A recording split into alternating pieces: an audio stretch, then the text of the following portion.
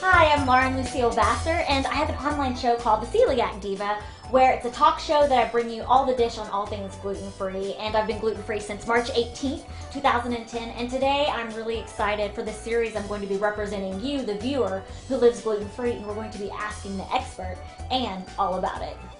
Hi, I'm Anne Rowland Lee, the dietitian for Schar USA, and I've been working in the world of gluten-free and celiac research for a number of years, so I'm happy to be your resource lady. Woo! I know. So far, what we've done in this series is we've actually talked about what's gluten-free, what's not, kind of showed you how to clean up your kitchen to make it safe gluten-free.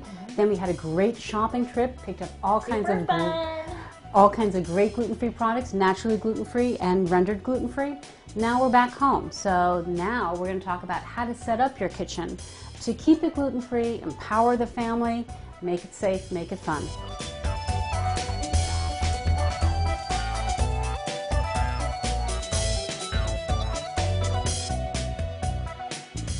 Now, one of the first things we need to realize is, remember all those things we took out of the cupboard that were wheat-based?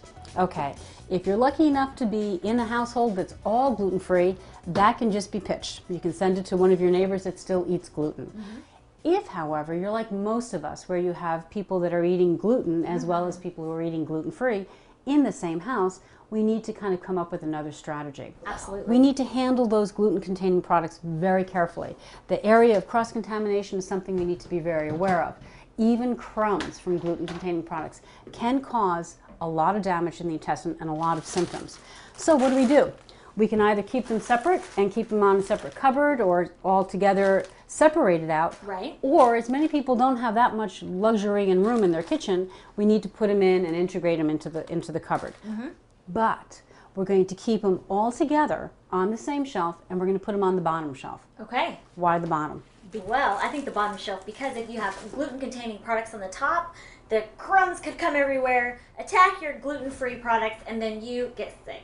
Let's now stock our gluten-free items in there. I know. All right, so we're putting them on top. We're putting them on top, and the idea here is to match the same product type, cookies to cookies, crackers to crackers, so that the members of the household can easily find their products that they're used to. If they're used to grabbing a snack, they know where to go. Right. Now, for most adults, this is pretty easy. You can easily see the things that are gluten-free and the things that are gluten-containing.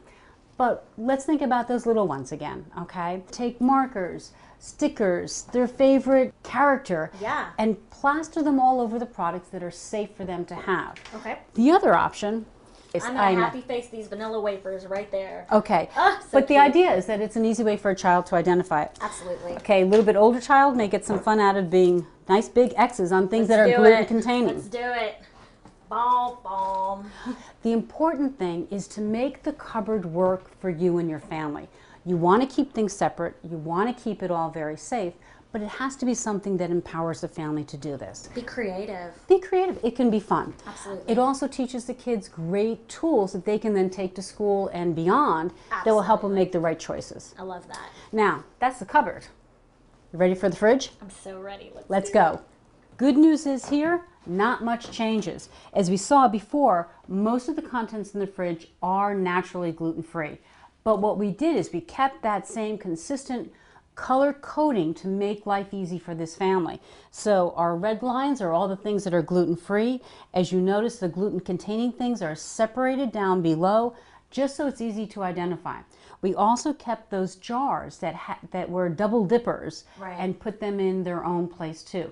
We don't need to necessarily throw them out, but we do need to keep them away from the other gluten-free items. So, fridge in a nutshell.